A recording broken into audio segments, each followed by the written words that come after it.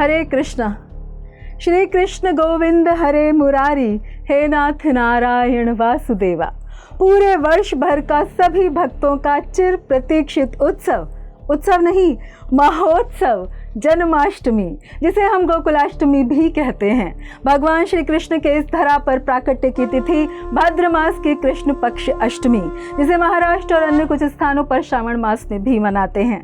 इस अत्यंत शुभ पावन दिवस पर यदि कोई भी विधि विधान पूर्वक पूर्ण श्रद्धा और भक्ति भाव से युक्त होकर व्रत रखता है तो उससे भगवान श्री कृष्ण अत्यंत प्रसन्न होते हैं और वो व्यक्ति सदा के लिए इस भौतिक जगत के जन्म मृत्यु के चक्र से मुक्त होकर भगवत धाम को प्राप्त करता है। और आश्चर्य बिल्कुल नहीं कि हमारे सारे शास्त्र और पुराण एक मत में कहते हैं कि जिस घर में ये व्रत रखा जाता है वहाँ किसी वस्तु का कोई अभाव नहीं रहता, कलह क्लेश नहीं होते, संबंधियों से वियोग भी नहीं सहना पड़ता, तथा यदि कोई अनजाने में भी जन्माष्टमी का व्रत रख ले तो उसकी सभी मनोकामनाएं पूर्ण होकर व्यक्ति को सुख समृद्धि की प्राप्ति होती है। तो हम सभी रखने वाले हैं ये परम पवित्र और महान जन्माष्टमी व्रत, जो बस आने ही वाला है, जब परम भगवान श्री कृष्ण अपने आध्यात्मिक जगत से इस मर्त्य लोक में अवतरित होते हैं। लेकिन इस बार कुछ कंफ्यूजन है कि जन्माष्टमी है कब, 15 को या 16 को। तो उसी के समाधान के लिए हमने बनाया है ये वीडियो। भगवान श्री कृष्ण का जन्म भाद्रपद माह के कृष्ण पक्ष की अष्टमी तिथि और रोहिणी नक्षत्र में हुआ था।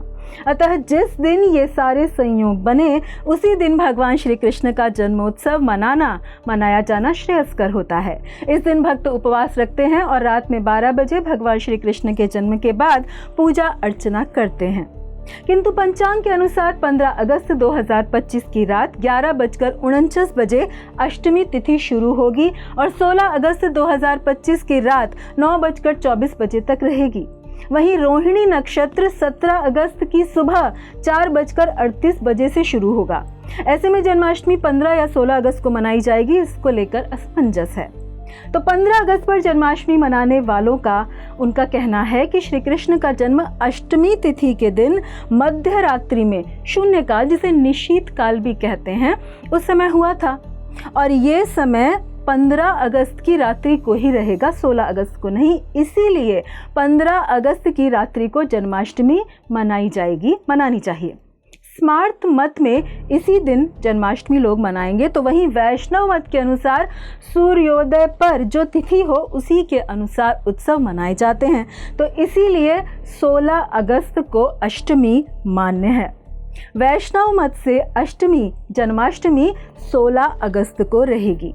शास्त्रानुसार अर्धरात्रि में रहने वाली तिथि अधिक मान्य होती है, किंतु शास्त्रीय ही सिद्धांतों के अनुसार अष्टमी तिथि यदि सप्तमी से संयुक्त हो तो वो सर्वथा त्याज्य है।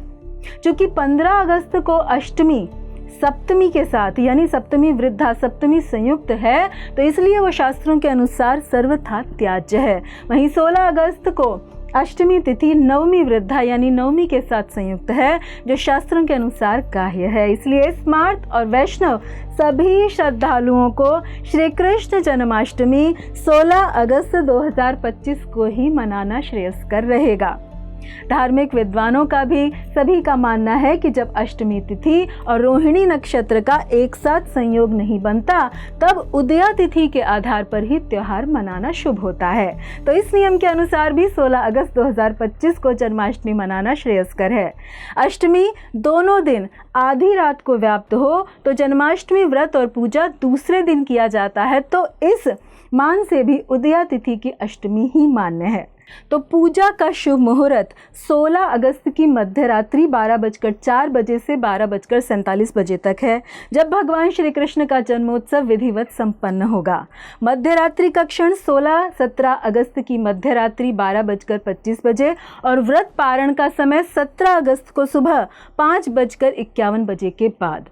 इस व्रत में अष्टमी के उपवास और पूजन के बाद नवमी के पारण से व्रत की पूर्ति होती है, यानी कि पारण 17 तारीख को सुबह होगा।